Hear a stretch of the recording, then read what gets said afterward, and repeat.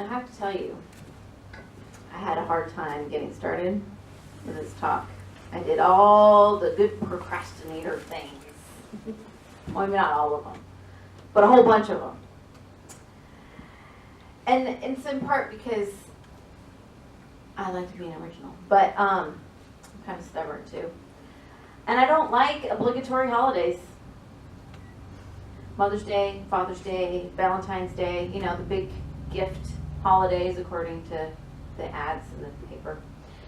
And, you know, if you don't have a barbecue on Memorial Day, Labor Day, and the 4th of July, then there's definitely something wrong with you. And I'm not saying that enjoying or participating in any of these is bad.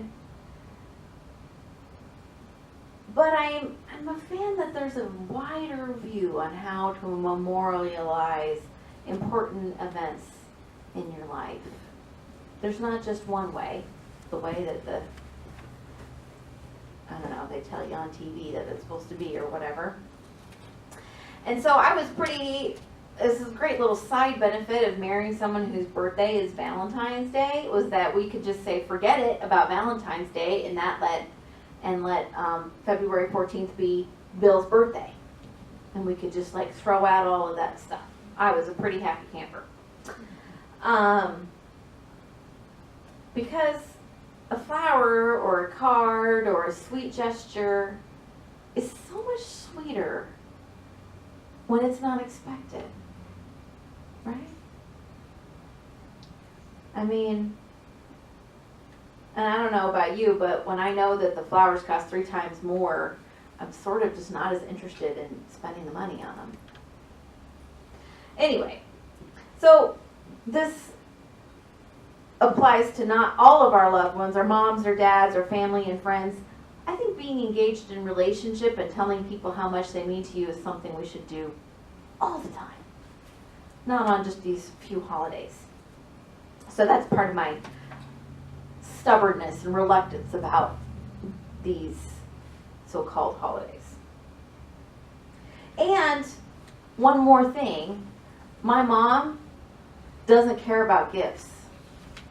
So all of the hoopla around it has just never even been a part of something that we cared about because she's like, about gifts. So, but when you do the research, Mother's Day was not started about flowers and gifts. Not a big surprise, probably. In 1872, Julia Ward Howe called for women to join in support of disarmament and asked for the 2nd of June of 1872 to be established as a Mother's Day of Peace. This was not about honoring mothers, but it was to activate pacifist mothers against the war. And they continued those efforts for a couple decades. Who better than mothers to be against war? They don't want their loved ones going out and dying and being hurt, right? And the modern holiday of Mother's Day was first celebrated in 1908 when Anna Jarvis held a memorial for her mother. She had a whole campaign to make Mother's Day a recognized holiday, and for her, she wanted to memorialize her mother, Ann Jarvis, who had been a peace activist and who had cared for wounded soldiers on both sides of the Civil War and had created Mother's Day work clubs to address public health issues. Interesting. And so Anna wanted to set aside the day for as Mother's Day for the person who's done more for you than anyone in the world. That was her quote. So in 1914, Woodrow Wilson signed a proclamation making Mother's Day official. And soon after, Anna was demonstrating against Mother's Day because the card and flower companies had taken over Mother's Day. So she went from trying to make it happen to saying, wait, you're not getting the point. Have you ever had that happen? For Anna, heartfelt connection and gratitude for your mother was what it was supposed to be about. And that I can get behind. That I don't have any problems with. But Mother's Day can be tricky for some.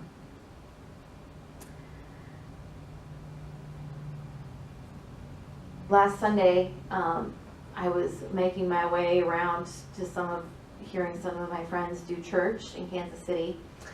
And one of my friends, between her morning service and her evening service, did a memorial service for a baby who didn't make it past birth.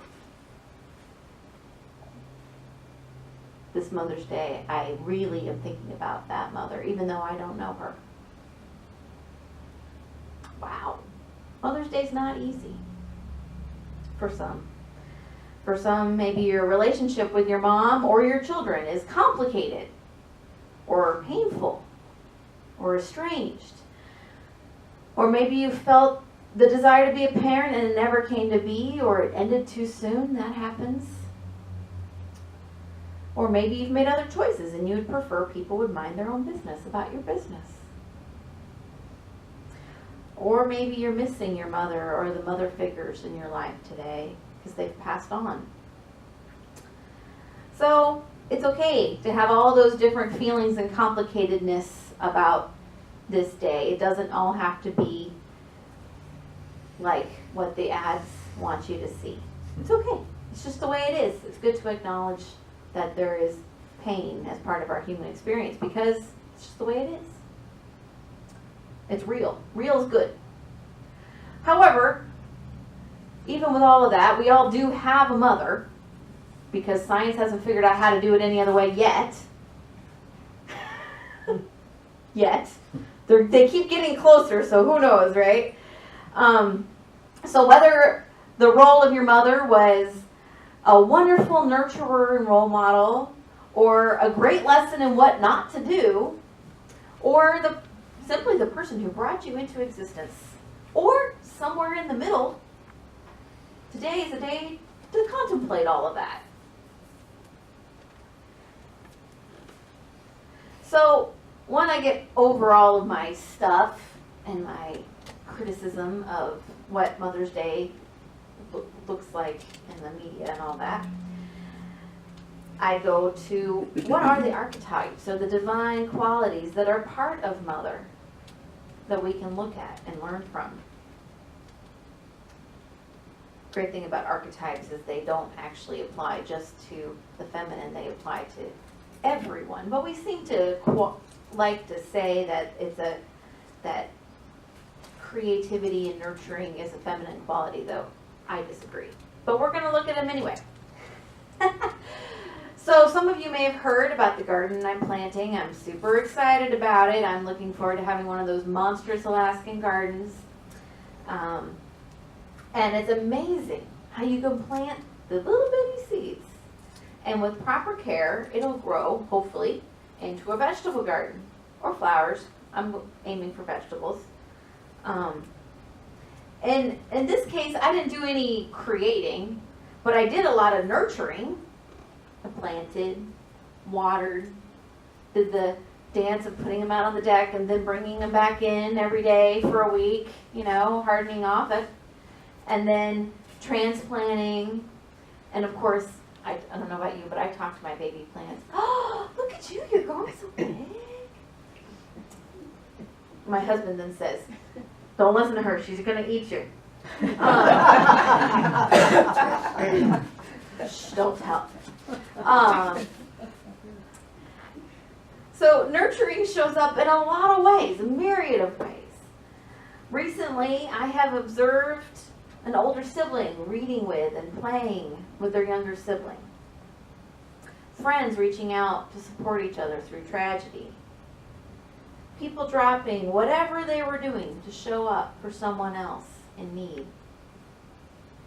And of course, a community coming together to be part of revitalizing Unity Village. The list goes on and on. So there are countless ways that we nurture and we help each other grow. We are all each other's garden in a way. We don't have to talk to them like my little baby plants, but we're all each other's garden. We all help plant seeds and nurture and water and weed, right? So when we see a need, we do what we can to help. And while nurturing is often considered a mother or feminine trait, I know it's all something we have to express. I have to bring up Doug again. So Sue and Ladora got to meet Doug last week too. Doug is the guy in charge of plants and flowers at Unity Village. And he loves his little plants. I mean, I just have loved to watch him over all the years. He has so much passion for the plants. And yeah, it's just a beautiful thing to behold, someone who's doing their passion and caring so much. And anyway, I just love him. Anyway, it's all something we have to express. When we find something we care about, we can nurture and grow it. And not only do I know that this is something we all have to express because I'm a minister, and it's my job to believe the best about everyone, the brain science says it too, says that we are compassionate, and it is our default to be compassionate and care for others. So as we celebrate that nurturing aspect of ourselves, really, it's our impulse to stay connected to one another. When we're caring for each other, we're staying connected to one another. So let's look at another aspect of Mother's Day, or the divine feminine, or whatever you want to call it, and that is creation. Now, whether or not you have the biological equipment to create another human, you certainly have the power to create. Everybody's got that. And I think about my dad and his dad, who they were workbench tinkerers. Inventing things runs far back on that side of my family. And they were always trying to improve a design or make something a little bit better. Or what if I added this little, and they would come up with ways to make something better. And with what was available too. It wasn't like, oh, let me go buy all this stuff. And they would never have bought the Lego set that has all the pieces to make the pirate ship or the Millennium Falcon. They would have used whatever they had around to make it happen. And I've inherited some of that. Some of my baby little plants are in a planter that I made, and depending on the weather, more coming soon, maybe even this afternoon, like I said, depending on the weather, because I like to make stuff with what I can find and what I can create. It goes deep. And I don't know, there's much more excitement in me, creativity, in that creative part of me, when I can make it from something instead of just going to the store and buying it. I mean, sometimes you gotta go to the store, but it's really exciting to me. It fires my creative mind. And a lot of times we think of folks who have a hobby or profession that is creative as creative people, but we don't realize that we're all activating that creativity all the time, or we could. We were born to create in a variety of ways.